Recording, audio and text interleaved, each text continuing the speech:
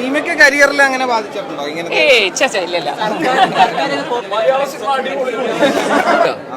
ഇത്ര സമയമുള്ളതുകൊണ്ട് അതിന്റെ ഇടയിൽ വേറെ ഒരുപാട് പരിപാടി ഉണ്ട് പോനെ.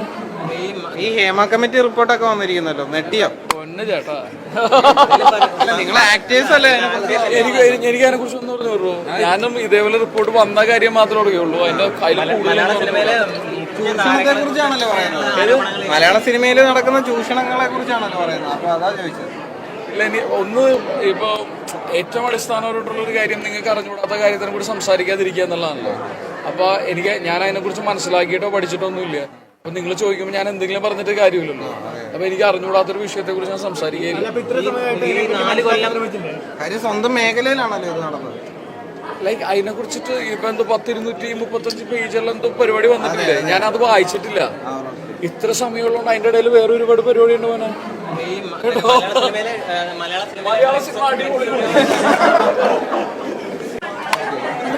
ഈ ഹേമ കമ്മിറ്റി റിപ്പോർട്ട് വന്നതിനെ കുറിച്ചൊന്നും പ്രതികരിച്ചില്ലല്ലോ. ഒക്കെയാണല്ലോ കൂടുതലും ഇത് ഇങ്ങനത്തെ ഒരു പഠനം നടക്കണമെന്ന് ബാധിച്ചത്. എന്നിട്ട് ഇപ്പൊ ഹേമ കമ്മിറ്റി റിപ്പോർട്ട് വന്നതിനെ കുറിച്ചൊന്നും പ്രതികരിച്ചിട്ടില്ലല്ലോ. കാണും. 255 പേജുള്ള റിപ്പോർട്ടാണ്, വായിക്കും, പ്രതികരിക്കും. ഒരുപാട് ശ്രമിച്ചതിന് ശേഷമാണ് ഇങ്ങനത്തെ ഒരു പഠനം തന്നെ നടന്നിരിക്കുന്നത്. അപ്പൊ ബേസിക്കലി അത് എങ്ങനെ മുന്നോട്ട് പോകണമെന്നാണ് ആഗ്രഹിക്കുന്നത്. അതിലെന്താണ് ഹേമ കമ്മീഷൻ കൊടുത്തിട്ടുള്ള റിപ്പോർട്ട് അനുസരിച്ചുള്ള എന്താണ് അവര് സജസ്റ്റ് ചെയ്യുന്നതെന്ന് ഞങ്ങൾക്ക് നോക്കണം. ഞങ്ങളും വായിച്ചിട്ടില്ല, ഞങ്ങൾക്കും ഇപ്പോഴാണ് കിട്ടുന്നത്. ഞങ്ങൾ 4 കൊല്ലമായി ചോദിക്കുന്നതാണ്, ഞങ്ങൾക്കും ഇപ്പോഴാണ് കിട്ടുന്നത്.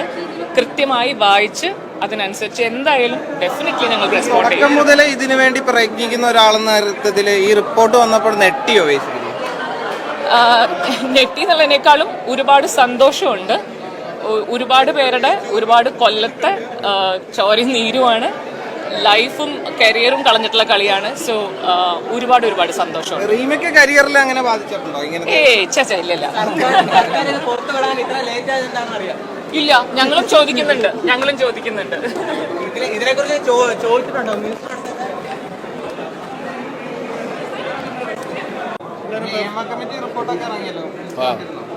കമ്മിറ്റി റിപ്പോർട്ട് അത് മൊത്തത്തിൽ ലൈക്ക് ഞാൻ അവിടെ വരുമ്പോഴാണ് അതിൻ്റെ കാര്യങ്ങൾ നടന്നുകൊണ്ടിരിക്കുന്നത്.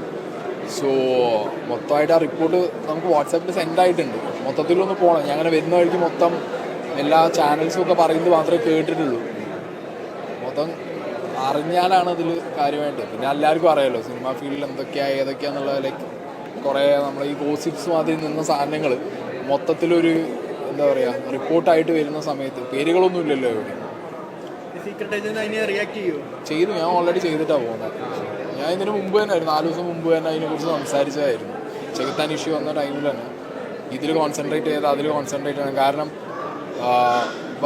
ഖജനാവിൽ നിന്ന് 1 കോടി രൂപ എടുത്തിട്ടാണ് ഹേമ കമ്മിറ്റിക്ക് എടുത്ത് കൊടുത്തത് തന്നെ.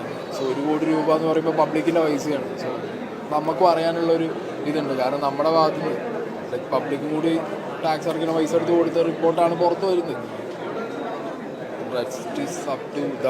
പേരുകളൊന്നും ഇല്ലല്ലോ അതിനകത്ത്. ആരെ വേണമെങ്കിൽ കണക്ട് ചെയ്ത് പോയിക്കോട്ടെ. Okay, thank you.